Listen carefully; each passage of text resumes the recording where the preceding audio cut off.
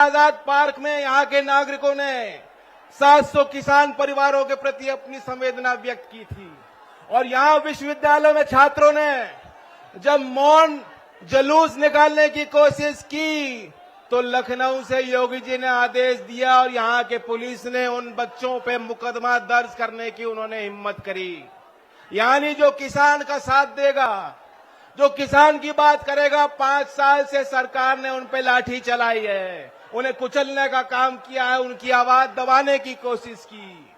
और जब जब नौजवान नौकरी मांगने गए, बताओ कितने साल से भर्ती नहीं हुई, भर्ती निकलती है नौकरी नहीं मिली।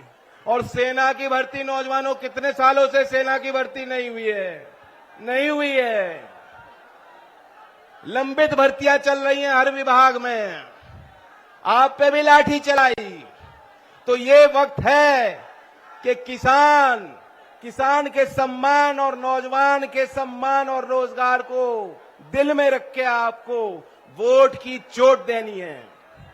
ये वो सरकार है जिसकी जिम्मेदारी थी उन किसान परिवारों को न्याय दिलाने की, लेकिन आपने देखा कि लखीमपुर में किसानों को बेल नहीं मिली, लेकिन जो किसान के नजर में हत्यारे हैं, मंत्री के बेटे टेनी, आज वे बाहर घूम रहे हैं और उनके बेल का विरोध भी योगी जी नहीं कर पाए। मैं दावा करता हूं, अगर किसानों को बेल मिल गई होती तो योगी की सरकार सुप्रीम कोर्ट में उस बेल का विरोध करने जाती, लेकिन योगी जी की सरकार टेनी को जब बेल मिली, किसान के हत्यारों को जब बेल मिली, उसका विरोध करने भी सुप्रीम कोर्ट नहीं गई। वहां के परिवारों ने खुद पैसा जमा करके, वकील खड़ा करके आज खुद वो लड़ाई लड़ रहे हैं मजबूरी में, क्योंकि उनकी कहीं कोई सुनवाई नहीं, सरकार उनकी कोई सुनती नहीं, मानती नहीं। भाई मैं तो खूब चिल्ला रहा हूं, आवाज जा रही होगी चलो समझ लोगे, फेसबुक पे देख लेना बाद में। और आपका जोश तो बता रहा है, आप तो मन बना के ही आए हो, हाथ में भी गदा लिए आए हो। पार्टी का झंडा है, पार्टी की टोपी है, हाथ में गदा है, तुमसे कौन मुकाबला करेगा भाई? तुम्हारा तो काम हो रखा है पहले ही। 7 तारीख में आपको मतदान करना है। मुझे पसीना आ रहा है, बाबा जी ने गर्मी बहुत कर दी है। आपको सतर्क रहना होगा, क्योंकि सामने वाले मदारी बहुत तरीके से झूठ बोलते हैं, अपनी नाकामी छुपाने के लिए बड़े बड़े लंबे चौड़े भाषण देते हैं और फिर उनके पीछे अंधभक्तों की टोली है, उनकी नाकामी को भी बताते हैं कि उनकी उपलब्धि। अगर आप उनको गड्ढा दिखाओगे, यहां सड़कों में गड्ढे हैं कि नहीं है? गड्ढे हैं ना, लखनऊ में बैठ के कहते हैं गड्ढे भर दिए। अगर आप उनको गड्ढा दिखाओगे तो अंधभक्त कहेगा नहीं नहीं, ये गड्ढा 70 साल से तो इससे बड़ा गड्ढा था, ये तो मोदी जी ने छोटा गड्ढा बनाया है जनता के लिए। तो ये इनकी बात का तोड़ हमारे कार्यकर्ताओं को मिलकर ढूंढना होगा। और मैं तो कहता हूं कि मोदी जी का बस चले तो एक दिन योगी जी को भी कंगा भेज देंगे। योगी जी का कंगा से क्या काम है? कोई काम नहीं, उन्हें भी कंगा भेज देंगे। तो बातों का तोड़ आपको ढूंढना होगा।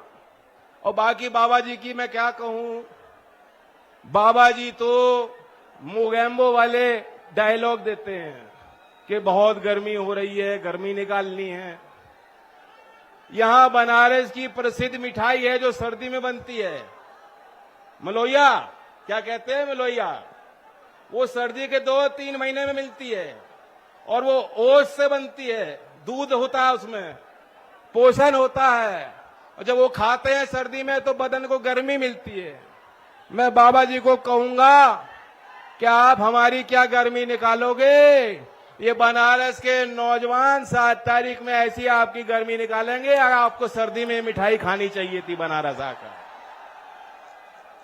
अगर आप सहमत हो तो 10 तारीख को नतीजा निकलेगा, गोरखपुर एक अच्छा सा कंबल बना के उनको दे दूं, एक अच्छा कंबल खरीद दूं बाबा जी के लिए, उन्हें जरूरत पड़ सकती। ये तो मोगैम्बो वाला भाषण देते हैं, बाबाओं के नाम अलग अलग होते हैं। अब योगी जी को कोई योगी जी कहता है, कोई बाबा कहता है, कोई बुलडोजर बाबा कहता है। आज मैंने नया नाम दे दिया, बाबा मोगेम्बो वाले। क्या है बाबा मोगेम्बो वाले?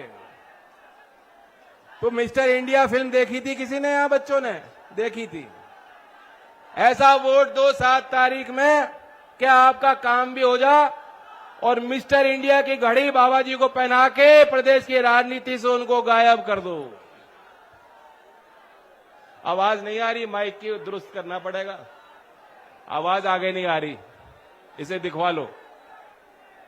मुद्दे आपको पता हैं, कानून व्यवस्था पे बड़ा दावा करते हैं। सबसे पहले अगर कानून व्यवस्था सुधारनी है तो जो वर्दी पहने हमारे जवान हैं, इनका भी ख्याल रखना होगा। जो सरकार के नौकर हैं, जो नौकरी कर रहे हैं, समाज की सेवा के लिए नौकरी कर रहे हैं, उनकी वर्दी की पहचान हो।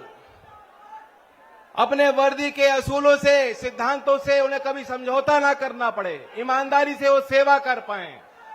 और मैं इन पुलिस कर्मियों को याद दिलाता हूं, चौधरी चरण सिंह ने देश में पहला पुलिस आयोग का गठन किया था और जब जब उन्हें मौका मिला बहुत सख्त प्रशासन उन्होंने दिया।